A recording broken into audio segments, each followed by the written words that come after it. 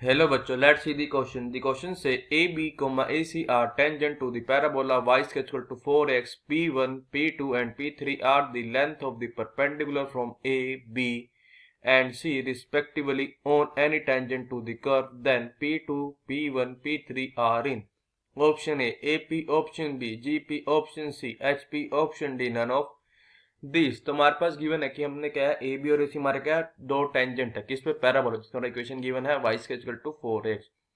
P1, P2 और P3 ये है हमारे परपेंडिकुलर डिस्टेंस, क्या कह सकते हैं उसको, length of the perpendicular from A B and C respectively, किसी भी टेंजेंट जो होगा हमारा कर्व पे, कर्व हमारे पास मतलब क्या, parabola y equal to 4x पे।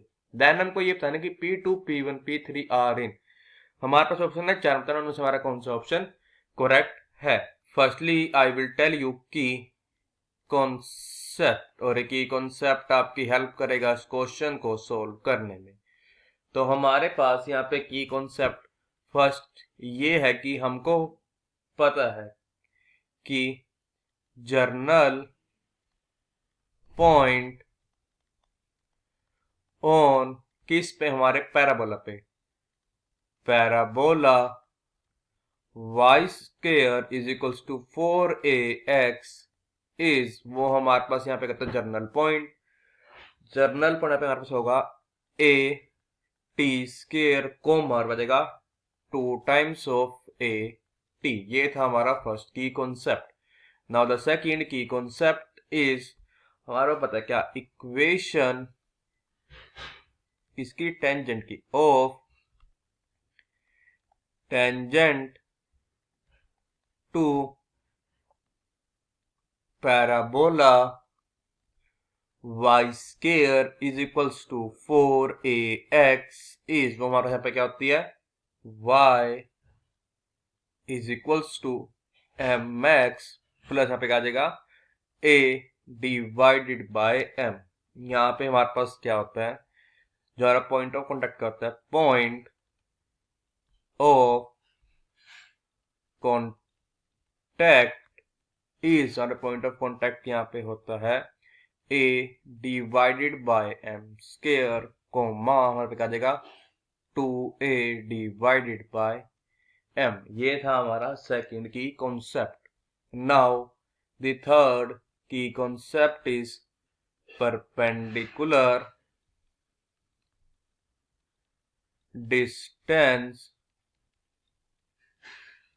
फ्रॉम पॉइंट, यहाँ पे हमारे पास पॉइंट है x1 comma y1 to line, अपलाइन इक्वेशन यहाँ पे है ax plus by plus c is equals to 0 is, होता है, ये हमारा यहाँ पे इक्वल होता है mod of a x1 plus b y1 plus c and this is divided by, हमसे डरता है, देखो ये हमारा डिवाइड होता है square root of A square plus B square से।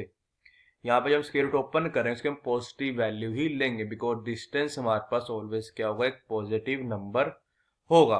अब हम क्या करेंगे, इन तीनों की कॉन्सेप्ट की हेल्प से अपने क्वेश्चन को सोल्व करेंगे। हमारा जो गिवन है था कि ए बी और ए सी हमारे क्या है, tangent of the parabola y square is equal to 4ax। हम करेंगे लेट कर लेंगे, क्या लेट कर लेंगे, ये जो हमारा पॉइंट बी है और इसका ये भी हमारे पास एक पॉइंट होगा पैराबोला पे, और पॉइंट बी हमारा क्या बन जाएगा, ए टी वन स्क्वायर को हमारे पास जाएगा 2 times of A T one, जो हमारा जर्नल पॉइंट होता है। एंड जो हमारा पॉइंट सी हमारा क्या हो जाएगा, पॉइंट सी हमारे यहाँ पे हो जाएगा ए टी टू स्क्वायर को हमारा हो जाएगा 2 times of A T two. फिर वही हमारे पास ए सी एंड, और हमारा यहाँ पे क्या था, ए बी आर टेंजेंट, ये हमारे क्या थे, टेंजेंट थे टू पैराबोला, टू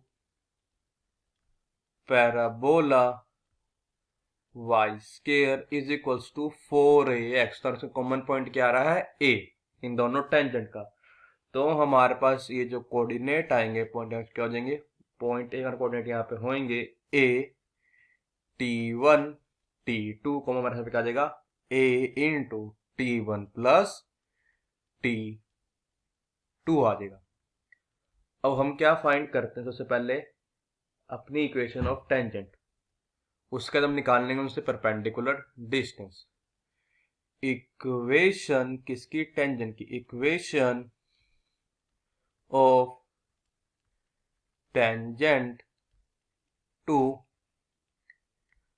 पैराबोला और गिवन क्या था? y square is equals to 4ax is, आपको बताना पे क्या आ जाएगा कि y is equals to mx plus यहाँ पे देगा a डिवाइडेड बाय m, और इसका पॉइंट ऑफ कॉन्टैक्ट क्या आएगा? a divide by m square comma 2a divide by m आ जाएगा। दिस इंप्लाइज कि y माइनस mx माइनस आ जाएगा a divided by m is equals to 0। हम क्या फाइंड करते हैं? P1, P2 and P3। P2 हमारा आखिर है क्या? इस पॉइंट का इस लाइन से परपेंडिकुलर डिस्टेंस। तो अगर अपने की कॉन्सेप्ट का यूज करने पे क्या आ जाएगा? ये हमारा P2 होगा, किसके इक्वल होगा? This is equals to mod of क्या आ जाएगा? माइनस m इंटू आ जाएगा a T1 square plus 2a T1 minus आ जाएगा a divided by m and this is divided, ये मेरा डिवाइड हो जाएगा स्क्वायर रूट ऑफ 1 का स्क्वायर मीन्स 1 प्लस आ जाएगा माइनस m का स्क्वायर मीन्स आ जाएगा m स्क्वायर।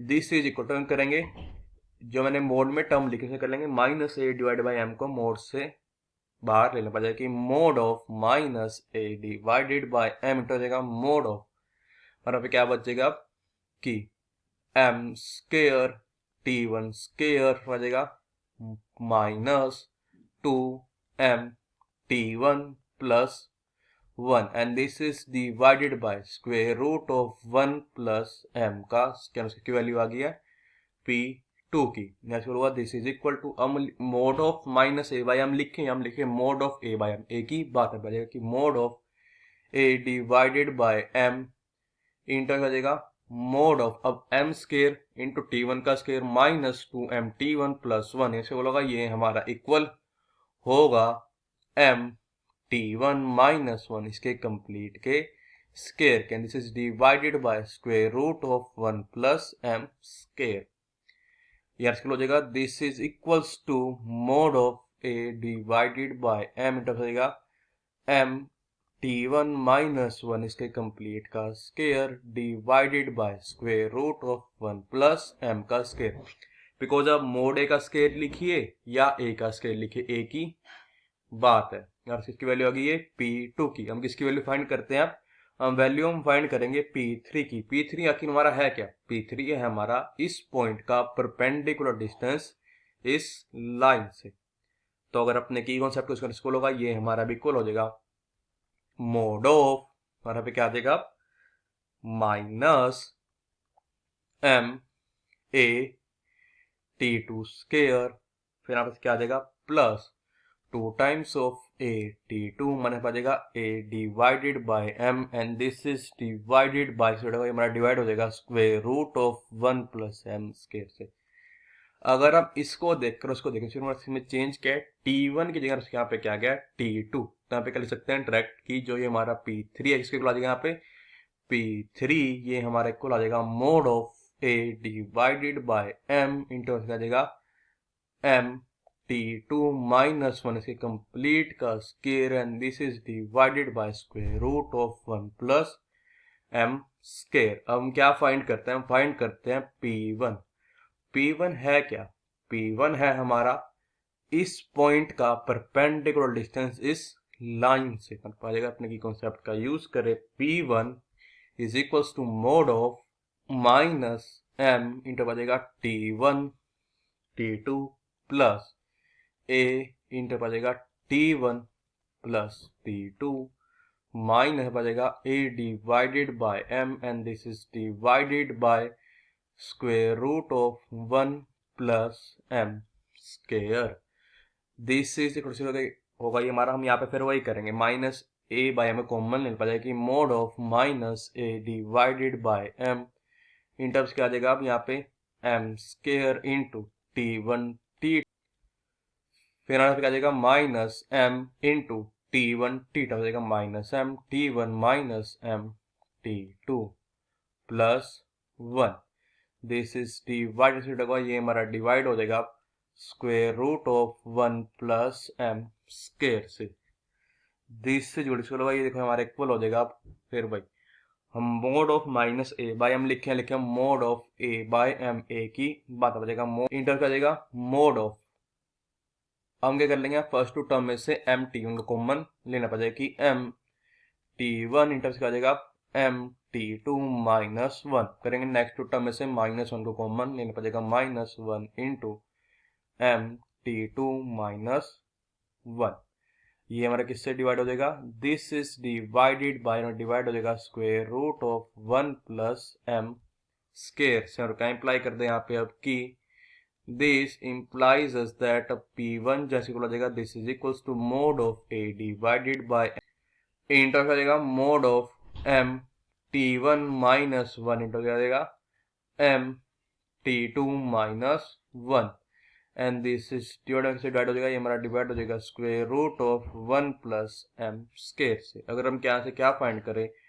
P1 का स्क्वायर, चलो देखो ये हमारा इक्वल हो जाएगा mod of A divided by m into क्या आ जाएगा M T one minus one इसका square, and this is divided by square root of 1 plus m का square, and this is multiplied by mod of A divided by m into क्या आ जाएगा M T two minus one इसकी complete एक हो जाएगा square, and this is divided by square root of 1 plus m का square. यहाँ क्या इंप्लाई कर देगा, दिस इंप्लाइज दैट कि P1 का square this is equals to, इसको लगा ये हमारा इक्वल आ गया P2 मल्टीप्लाई P3 के, तो क्या इंप्लाई कर देगा, दिस इंप्लाइज दैट कि P2 coma P1 coma P3 किसमें हमारे जीपी में आर इन जीपी। इसका मतलब क्या है कि जो ये हमारा ऑप्शन बी है ये हमारा करेक्ट ऑप्शन है, so the final answer is option B is our correct option. I hope you understood it well, all the best, thank you.